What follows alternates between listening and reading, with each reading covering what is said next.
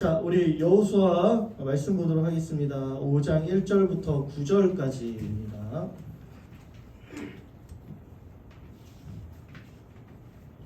우리 구약성경 325쪽에 있고요.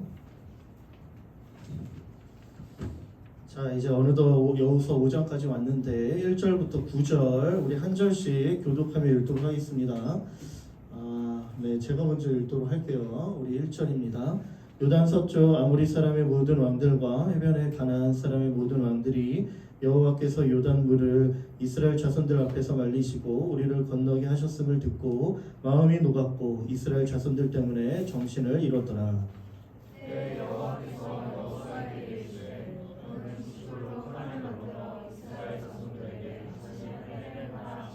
여호수아가 부싯돌로 칼을 만들어 할례 산에서 이스라엘 자손들에게 할례를 행하니라.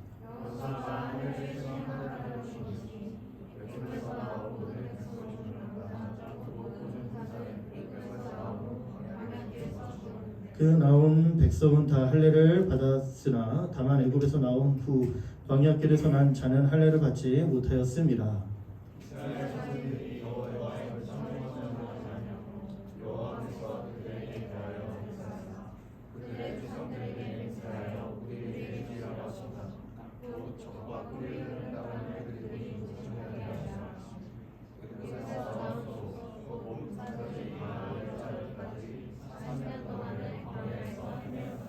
그들의 대를 잇게 하신 이 자손에게 여호수아가 할례를 행하였으니 길에서는 그들에게 할례를 행하지 못하였으므로 할례 없는 자가 되었음이었더라.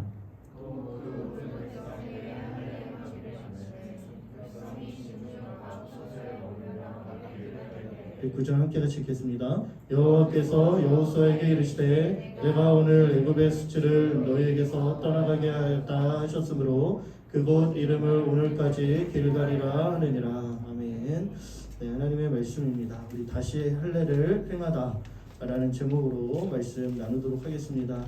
이렇게 제가 우리 여호수아 말씀 거의 한 달 만에 다시 또 말씀 나누는 것 같은데 지난번 말씀은요 이스라엘 백성들이 드디어 이제 가나안 땅으로 들어가기 전에 요단을 건너갑니다. 요단강 도하 사건이 일어나죠. 그리고 요단강 도하를 한 이후에 가나안 땅에 발을 디딘 그들을 향하여 하나님께서 한 가지 조금은 약간은 당황스러운 그러한 명령을 한 가지를 내리시죠. 하나님께서 내리십니다. 그것이 무엇이냐면 마른 땅으로 건너가게 한 이 사건을 기억하게 하기 위해서 그 땅에 있는 그 마른 땅의 돌들을 취하여 가지고 나오라라고 하는 거예요. 그래서 12지파 각 지파별로 한 명씩 12명이 그 마른 땅, 그 요단강에서 어깨에 짊어질 만한 그 돌을 메고 나옵니다. 그리고 유숙할 곳에 가서 그 돌들을 쌓고 그 돌들을 하나님께서 기념비와 같이 여기시며 하나님의 역사와 하나님을 기억하게 하시는 것이죠. 자, 여러분들 여기에서 퀴즈. 네, 지난번 설교 때는 안 했더라고 제가. 자, 시원한 아이스 아메리카노 쿠폰을 걸고 제가 질문 하나 던지겠습니다. 자, 이 짊어진 돌을 들고 가져가서 쌓게 되죠. 그 쌓은 곳 지명의 이름은 무엇일까요? 두 글자. 베델. 안타깝게 틀렸고요. 유림이 길갈 정답입니다. 길갈이죠. 유림이에게는 제가 쿠폰으로 보내드리겠습니다. 여러분들 길갈에 오늘 본문에서도 길갈이에요. 길갈에 가서 그 돌을 쌓게 합니다. 그리고 그걸로 하나님을 기억하게 하고 그 다음 세대들 자녀들에게도 하나님의 행하신 일들을 기억하게 하라라는 기념비로 사용하기 시작하는 것이죠. 여러분들 우리의 삶에 이렇듯 하나님을 기억할 수 있는 또한 하나님의 놀라운 역사를 기억할 수 있는 그런 기념비가 필요하다라는 것이죠. 여러분들 우리의 삶에 그것을 통해 하나님을 기억하며 또 하나님께서 우리에게 베풀어 주신 이 놀라운 일들을 우리가 기억해낼 때 비로소 오늘 우리가 조금은 더 인내할 수 있게 되고 믿음의 삶을 살아가게 만들어준다라는 겁니다. 그래서 여러분들 꼭 그런 하나님을 기억할 수 있는 장치들을 마련해 주시길 바랍니다. 그런데 오늘 본문을 가면 5장에 넘어오면 여러분들 요단을 건넜습니다. 이제는 재빠르게 전쟁을 준비해야 할 이스라엘 백성들인데 돌을 짊어지게 했던 그 하나님께서 또 한 번은 조금은 이해되지 아니하는 이상한 명령을 내리기 시작하죠. 2절 말씀을 좀 보면요. 2절 말씀을 이렇게 이야기합니다. 그때 여호와께서 여호수아에게 이르시되 너는 부싯돌로 칼을 만들어 이스라엘 자손들에게 다시 할례를 행하라. 여러분들 이스라엘 자손에게 다시 할례를 행하라 라는 명령을 내리십니다. 조금은 이상한 명령이죠.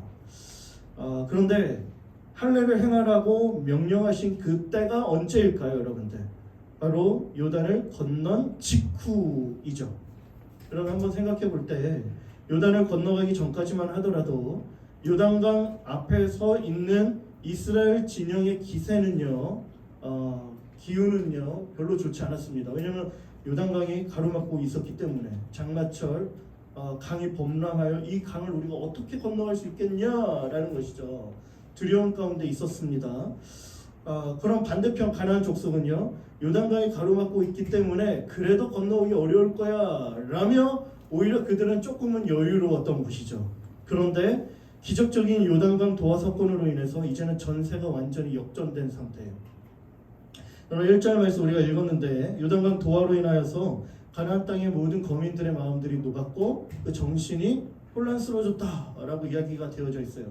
전쟁의 승리의 기운이 누구에게로 넘어온 겁니까, 여러분들? 가나안 족속이에요? 아니죠. 이스라엘 민족에게로 넘어온 거야. 기운이 넘어온 거야.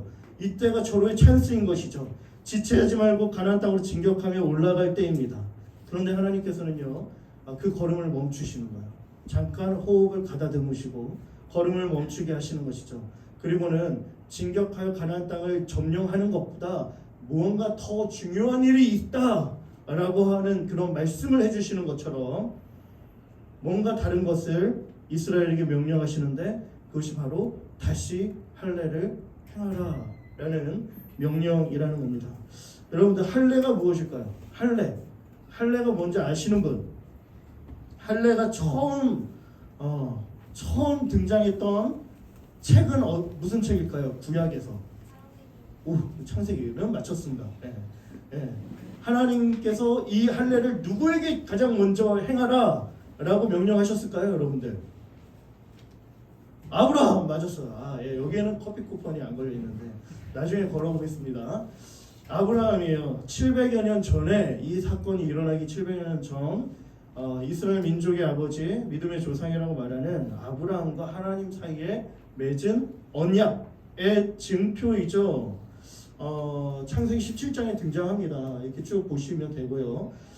자손이 없는 아브라함을 향하여 하나님께서 언약을 맺으시면서 이런 말씀을 하시죠. 너는 복의 근원이 될 거야 라고 이야기하면서 너를 통하여 많은 자손들이 나타날 것인데 하늘의 별과 같이 바다의 모래같이 수많은 자손들이 나타날 것이고 그 수많은 자손들은 내가 택한 백성, 나는 너의 하나님, 너희는 나의 백성이 될 것이다 라며 아브라함과 하나님께서 맺은 언약의 증표인데 이제 너의 후손들로 하여금 이 언약을 따라 할례를 행하라 라고 말씀해 주신 것이죠.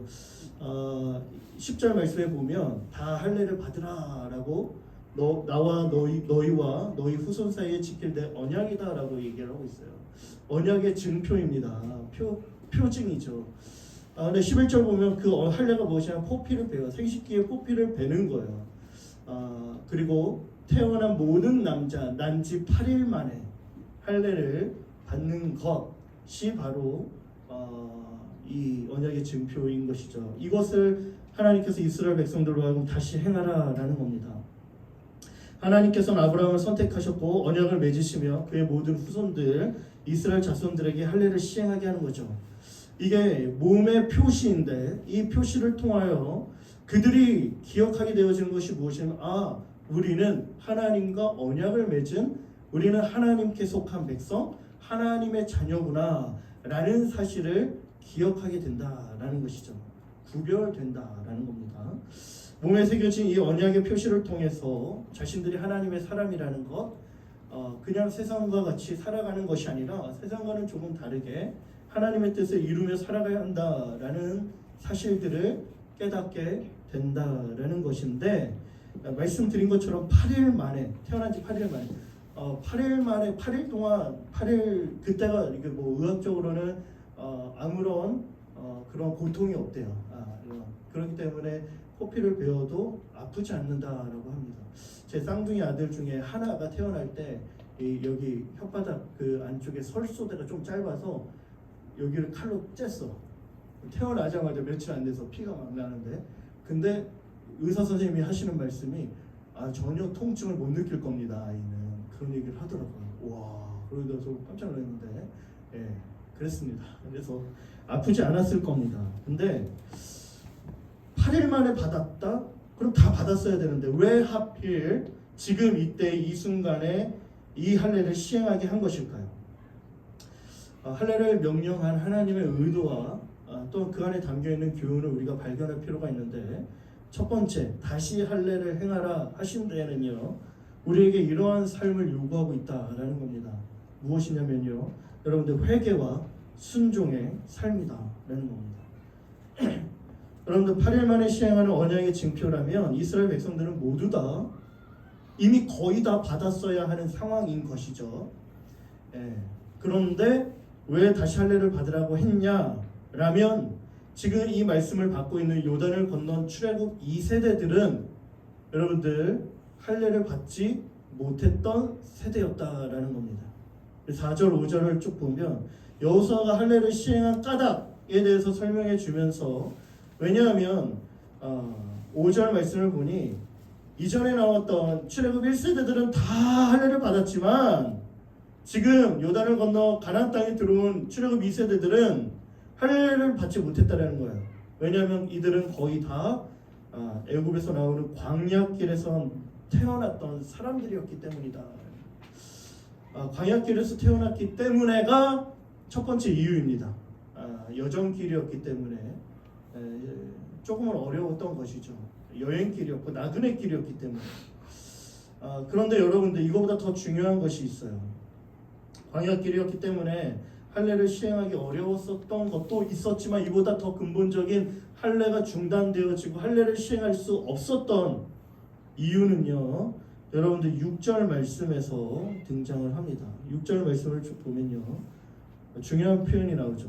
이스라엘 자손들이 여호와의 음성을 청종하지 아니하였다라는 겁니다. 그래서 빨간색 글씨를 보면 애굽에서 나온 족속 곧 군사들, 출애굽 1세대, 민수기에서 보면 1차 인구 조사를 한 사람들입니다. 그 사람들이 다 멸절하기까지 40년 동안을 광야에서 헤매었다. 그러니까 이 광야에서 헤매었던 이 시간이 40년인데, 이 40년 동안 하나님은 뭘요? 할례를 시행치 못하게 금지시켰다라는 거예요. 할례를 중단시켰다라는 것이죠. 왜일까요, 여러분들? 여호와 하나님의 음성을 청종하지 않았던 대표적인 사건은 가데스 바네아 사건입니다. 우리가 적과 꿀이 흐르는 땅으로 들어가지 말자. 그 땅은 크고 견고하고 아낙 자손이 버티고 있으니 우리는 다시 애굽으로 돌아가자라는 불순종과 반역의 사건을 통하여 하나님의 언약이 깨어졌고 하나님의 심판이 임했죠. 그래서 너희가 정탐한 날을 하루를 1년으로 계산해서 40년 동안 광야에서 머물게 되었고, 너희가 말한 그대로 너희는 약속의 땅에 들어가지 못하고 광야에서 죽는다라는 겁니다. 이러한 반역과 불순종으로 말미암아 하나님과의 관계가 단절, 그리고 언약이 파기되어집니다. 깨어진 거예요. 어떤 거요? 나는 너의 하나님이 되고 너희는 나의 백성이 될 거야 라는 이 관계가 중단되어지는 거예요. 그러니 언약의 표징인 징표인 이 할례를 시행할 수 없었다라는 겁니다.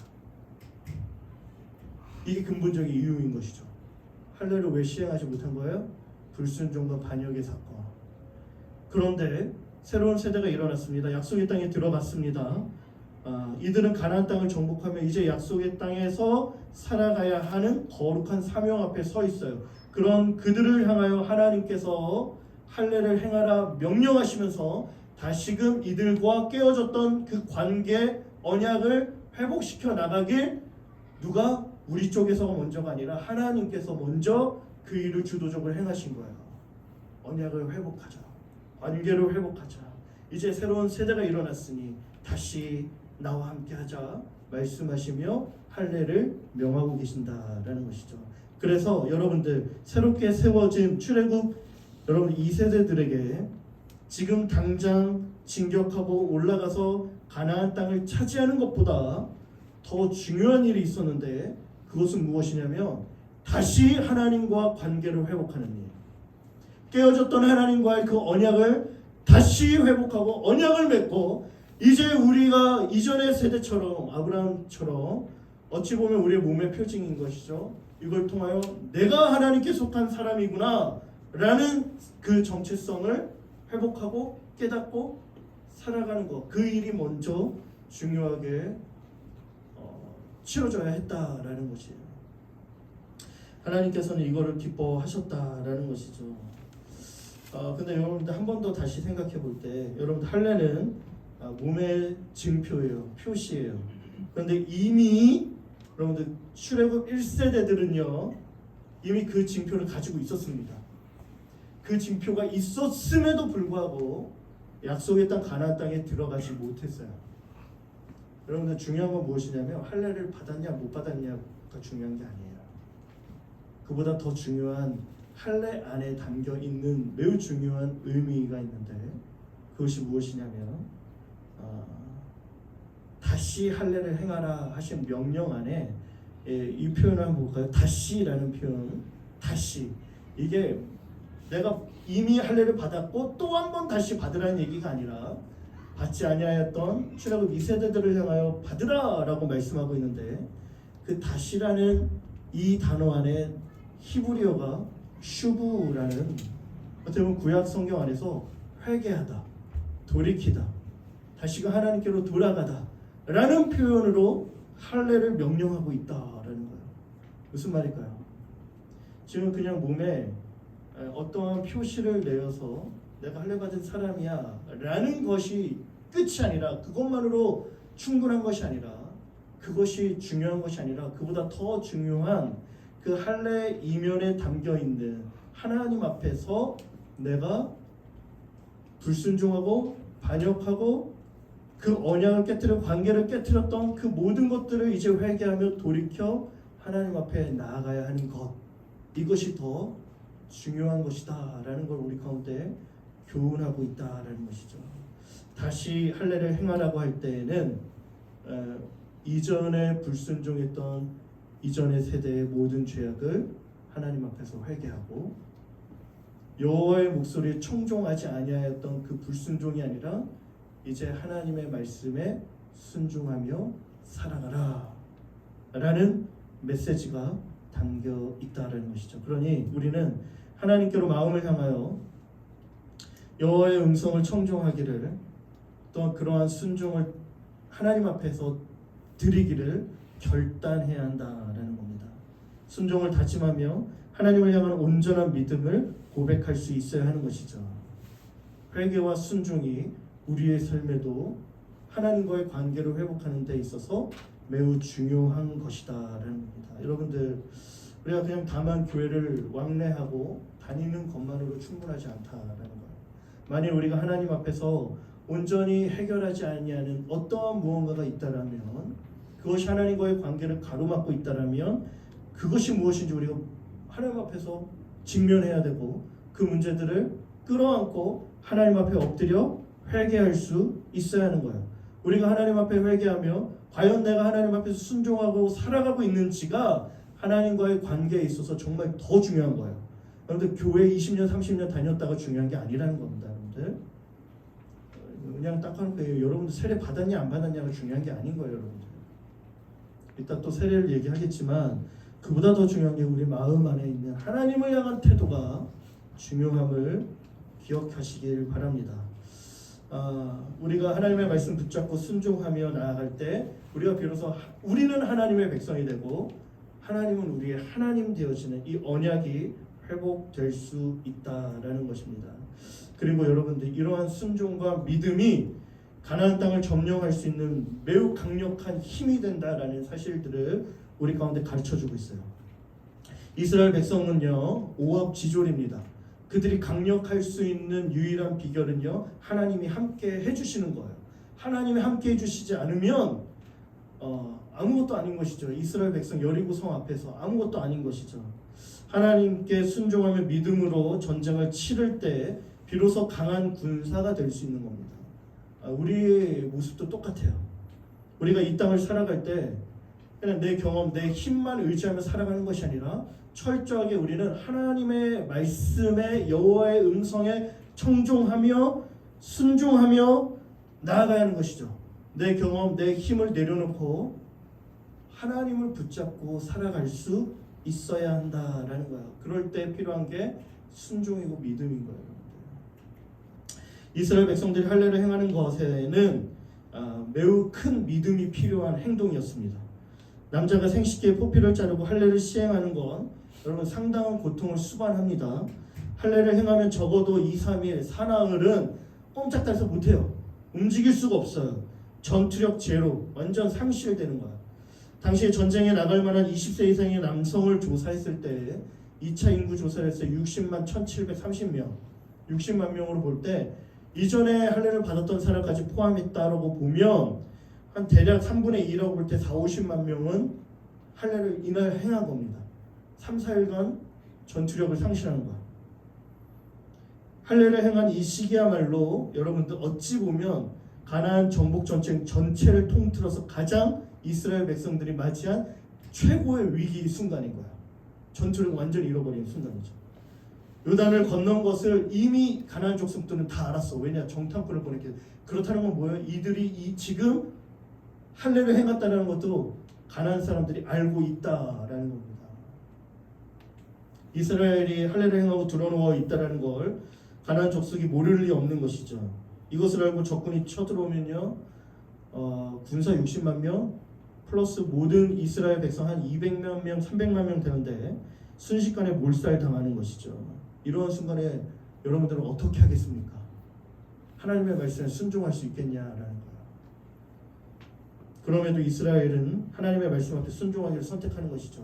우리의 삶이 이렇다라는 겁니다. 때로는 하나님의 말씀대로 살려고 하면, 여호와의 음성에 청종하며 순종함으로 믿음으로 살아가려고 하면 왠지 손해보는 것처럼 느껴질 때가 있는 거죠. 어리석어 보이고 미련해 보이고 마치 패배하는 것처럼 느껴질 때가 오는 거예요. 여러분들 세상 속에서 살아갈 때.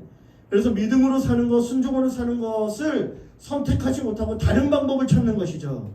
그런데 여러분들 꽤나 어리석어 보이는 이 믿음의 결단과 이 순종의 선택이 어찌 보면 우리의 삶에 가장 강력한 무기가 될 수 있다라고 성경은 우리 가운데 얘기해주고 있다라는 겁니다. 하나님의 강력한 힘을 경험해낼 수 있는 엄청난 비결이다라는 거예요, 여러분들. 왜 그럴까요, 여러분들? 우리가 가장 약해질 때 하나님이 일하시기 때문에 그래요. 1절 말씀을 다시 한 번만 보면 1절 말씀을 이렇게 이야기를 하죠. 1절 말씀 요단강 도하를 한 이후에 여러분들 그걸 듣고 가나안 족속들이 마음이 녹았대요. 이스라엘 자손들 때문에 정신을 완전히 잃어버렸다고 합니다. 여러분들 가나안 족속에게는요, 할례 받은 이스라엘 백성들 공격할 절호의 기회죠. 절호의 찬스죠. 그런데 그들이 움직일 수 없었다라는 겁니다. 오히려 그들이 꼼짝달싹할 수 없었다라는 거예요. 정신이 혼미해지고 마음이 녹고 이스라엘을 두려워하기 시작하는 거예요. 두려움이 그들을 사로잡게 만든 것이죠. 그들 안에 하나님께서 두려움을 심어 놓은 것이죠. 감히 움직이지 못하도록 하나님께서 그들 안에 역사하셔서 그들의 마음을 물같이 완전히 녹아버리게 만든 겁니다. 이스라엘 자손들 근처에 얼씬도 하지 못하도록 만들어 놓는 거죠, 여러분들. 이게 하나님의 역사시, 하나님의 일하시며 놀라운 것이죠. 여러분, 우리의 생각과 완전히 다른 겁니다. 그러니 우리의 생각으로 하나님의 말씀을 순종하면 손해보는 것 같고 지는 것 같은데 미련해 보이는데, 여러분 그렇게 재단하지 마시고 여러분들 하나님의 말씀에 순종하는 거 시험해 보시라는 거예요. 여러분들 하나님을 말씀에 순종할 때 하나님께서 과연 내 삶에 어떤 일들을 펼쳐나가시는가, 그걸 경험한 사람들은요 순종하지 않을 수가 없다는 거죠. 여러분들 믿음을 선택하고 말씀을 선택하면 절대로 지지 않습니다. 지는 것처럼 여겨지는 끝자락에 몰리는 순간 속에서도 하나님은 다시 반전시키시는 것이죠. 하나님 앞에서 미련해 보이는 그 믿음의 길을 선택함으로 우리를 높이시고 강하게 하시는 하나님을 경험할 수 있기를 바랍니다. 두 번째로 다시 할례를 행하게 하신 하나님의 의도와 목적에는요, 우리에게 죄에 대하여는 죽고 의에 대하여는 사는 새로운 삶을 요구하시는 겁니다. 9절 말씀 우리 함께 같이 한번 읽을까요? 9절입니다. 함께 같이 읽겠습니다. 여호와께서 여호수아에게 이르시되 내가 오늘 애굽의 수치를 너희에게서 떠나가게 하였다 하셨으므로 그곳 이름을 오늘까지 길갈이라 하느니라. 할례를 행함으로 말미암아 애굽의 수치를 오늘 떠나가게 했다 말하고 있습니다. 여러분들 애굽에서 나온 지 40년이 지났어요. 그런데 왜 오늘에 이르러 애굽의 수치가 너희에게서 떠나갔다라고 말하는 걸까요? 여기서 말하는 애굽의 수치는 과연 무엇일까요? 여러분들 여전히 출애굽은 했으나 이스라엘 백성들 안에 남아 있었던 것이 무엇이냐면 여러분들 애굽에서 종살이했던 그 노예 근성이다라는 거예요. 예를 들어 문서를 불태워버리고 그 사슬을 끊었다 하지만 그러나 여전히 종으로 살아갔던 노예로 살아갔던 그 근성은 그대로 남아 있었던 것이죠. 종살이하며 애굽에서 벗어나지 못한 옛 자아, 옛 모습, 옛 죄악된 습성. 여러분들 민수기에서 보이는 출애굽 1세대가 보여줬던 여러 많은 모습들이 있지 않습니까? 출애굽해서 광야에 나왔지만 여전히 그들 안에 노예 근성이 남아 있어요. 하나님 아닌 다른 우상을 숭배합니다. 그들 안에 두려움과 실패감, 좌절감이 있어요. 그러니 어떻게 해요? 지도력에 대한 원망과 불평이 있고요. 끊임없는 권위에 대한 도전들이 있습니다. 이들 안에 계속적인 노예 근성이 있는 거예요. 하나님을 향하여 하나님께서 베풀어 주신 만나를 향하여서도 하찮은 음식이다. 배고파가지고 막 먹을 것에 대해서도 투정하고 약속의 땅이 아니라 우리가 오히려 광야에서 죽는 것이 낫다. 애굽으로 돌아가자. 애굽으로 돌아가자라는 거야. 다시 애굽으로 돌아가자. 그때가 더 좋았다라는 거죠. 그들 안에 여전히 남아있는 그 애굽의 노예 근성들이 있었다라는 거예요. 하나님께서 자유의 삶을 주셨고 해방시켜 주었지만 그 근성을, 죄성을 완전히 끊어내지 못한 것이죠.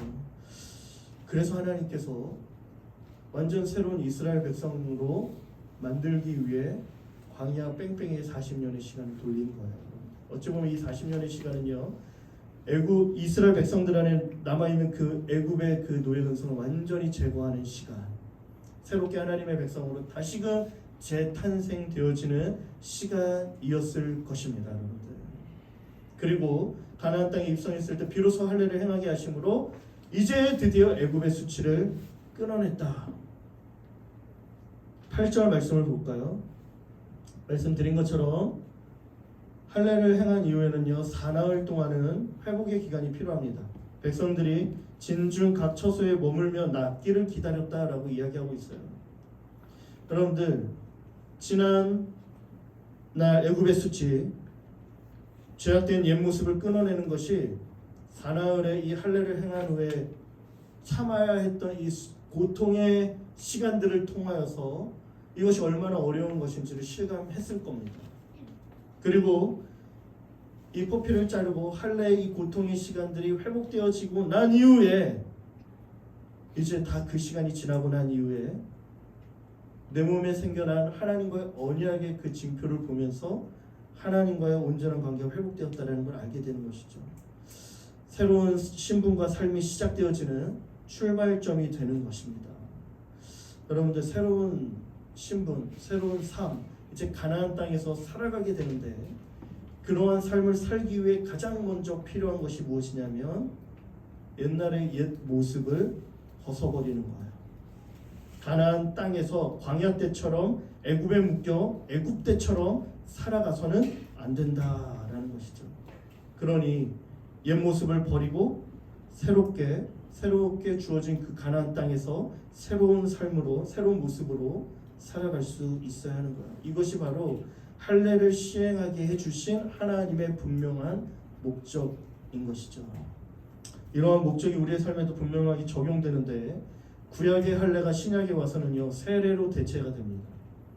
그래서 세례를 우리 가운데 설명해 주길 이렇게 설명해요. 골로새서 2장 11절 말씀, 12절 말씀에 넘겨주시면요, 할례를 받았다라고 얘기하며 12절에 그 할례인 세례가 무엇이냐면 그리스도와 함께 장사되고 또 죽은 자들 가운데서 그를 일으키셨다라는 것이죠. 12절 말미에 보면 하나님의 역사를 믿음으로 말미암아 그 안에서 함께 일으키심을 받았다라고 되어 있습니다. 그리스도와 함께 장사되고 또한 일으킴을 받는 것, 이것이 바로 세례에 담겨져 있는 매우 중요한 두 가지의 의미인 거예요. 함께 장사되는 것, 죄에 대하여 내가 그리스도와 함께 죽고 그리고 물속에 잠겼다가 다시 일어날 때 예수 그리스도의 부활의 생명이 다시 내게 덧입혀짐으로 말미암아 의에 대하여 내가 다시 살아나는 거예요. 그것으로 말미암아 내가 새롭게 되어지는 것이죠. 그걸 조금 더 잘 설명한 게 그의 죽으심과 합하여 세례를 받은 줄 너희가 알지 못하느냐. 세례를 받을 때 우리가 옛 자아가 다 죽어버리는 겁니다. 그 고통을 느끼면서 옛날에 그 습성들을 완전히 잘라내 버리는 것이죠. 그리고 다시 그것이 상처가 아물면서 새롭게 하나님의 그 관계가 언약이 회복되어지는 것이 바로 죽은 자 가운데 살리신 것 같이 우리로 또한 새 생명 가운데 행하게 해주신다라는 거예요. 사랑하는 청년 여러분들, 우리도 이제 우리 안에 있는 옛사람, 죄의 종로로 타는 옛 습성을 끊어내야 합니다. 그걸 끊어내라는 것이죠. 우리 안에도 노예 근성이 있어요. 죄성이 있어요. 어떤 것들이 있습니까, 여러분들? 우리 안에 하나님을 향한 불신이 있잖아요. 불신. 온전히 못 믿잖아요. 시기와 질투가 있죠. 정욕이 있죠. 우상숭배, 무기력함, 패배가 하나님께서 여러분들 존귀하고 귀하다 말씀하심에도 불구하고 여러분들 스스로 무기력한 삶을 살잖아요. 패배감에 젖어서 살잖아요. 하나님이 주시는 꿈과 비전을 잃어버리며 살잖아요. 하나님께서 약속의 땅을 보여주시는데도 그 땅에 들어간다 약속해 주시는데도 그 약속을 우리가 바라보지 못하고 주저앉고 살고 있잖아요. 우리가 이 땅에서. 하나님께서는요, 우리가 그리스도인으로 이 세상 속에서 다르게 살아가기를 기뻐하시죠. 구별되게, 거룩하게 하나님의 꿈을 꾸고 하나님의 백성으로 살아가기를 기뻐하시는 거예요. 그러니 우리 옛 모습을 끊어버릴 수 있어야 됩니다. 우리가 세례를 받았다고 해서 한 번에 바뀌어지지 않죠. 여전히 죄와 유혹들이 많이 있습니다. 그럴 때마다 우리는 어떻게 해야 할까요? 우리 마지막 구절입니다. 베드로전서 2장 24절. 친히 나무에 달려 그 몸으로 우리의 죄를 담당하셨다고 얘기해요. 누가? 예수 그리스도가. 그가 죽으심은요, 단순히 우리의 죄를 사해 주시기 위해서가 아니라 우리의 죄를 사해 주시면서 죄에 대하여 죽고 동시에 우리로 하여금 이 땅에서 의로운 삶을 살아갈 수 있도록 그 힘을 불어 넣어 주시는 거예요. 생명을 공급해 주시는 거예요. 그러니 우리가 계속 죄에 넘어지고 유혹에 쓰러지고 여전히 내 안에 죄성이 막 올라오고 그럴 때마다 누굴 기억해야 합니까? 예수 그리스도를 기억해요. 십자가를 기억해요. 붙잡아야 되는 거예요. 그럼 우리가 다시금 그 죄를 이겨낼 수 있는 힘이 생겨날 수 있다 말하고 있습니다. 우리가 끊어내야 할 죄의 종로로 타고 있었던 모습들, 애굽의 수치들 무엇인지 생각해보고 여러분들 하나님 앞에서 결단하시고요. 이 문제들을 하나님 앞에서 끊을 수 있기를 소망합니다. 우리 찬양팀 앞으로 좀 나와주시겠어요? 반주를 좀 부탁드리고요. 여러분들 할례를 마친 이후에 백성들이 우리가 9절까지 읽었는데 이후에 보면 6월절 절기를 지키는 걸 봅니다. 기가 막히죠, 여러분들. 기가 막혀요. 하나님의 엄청난 타이밍이 대단한 겁니다. 첫째 그해 첫째 달 10일에 뭐예요? 할례를 행했어. 근데 14일에 6월절 절기예요. 사나흘의 회복 기간을 거치고 6월절 절기를 맞이하는 거예요. 6월절은요, 할례 받은 사람들만 절기를 지킬 수 있는 거예요. 이 가나안 땅에 들어가서 그 전에 총 6월절이 3번 있었죠. 애굽에서 하나님께서 애굽 백성들 사이에서 구원해 주시기 위해서 첫 번째 6월절, 그리고 그 다음 해에 시내산에서 두 번째 6월절, 그리고 40년이 지난 가나안 땅에 들어와서 드디어 세 번째 6월절인 거예요.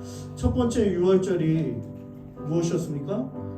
애굽에 있던 이스라엘 백성들을 애굽과 구별시킨 사건이에요. 애굽 백성들은 다 진멸시켰지만 이스라엘 백성들은 구원해 주셨습니다. 세 번째도 마찬가지입니다. 가나안 땅에 있는 그 족속과 이스라엘을 구별시켜 주세요. 하나님께서 이스라엘 백성들을 승리케 해주시고 그 땅을 유업으로 주시고 가나안 족속을 하나님께서 진멸시켜 나갑니다. 여러분들 승리할 수 있는 비결, 우리가 이 땅에서 승리할 수 있는 비결은요, 여러분 예수 그리스도의 보혈의 능력이에요. 그 보혈의 능력이 우리 가운데 주어질 때 비로소 우리가 이 세상 속에서 담대하게 살아갈 수 있는 겁니다. 그 보혈을 의지하고 주님 바라보며 살아갈 수 있게 되기를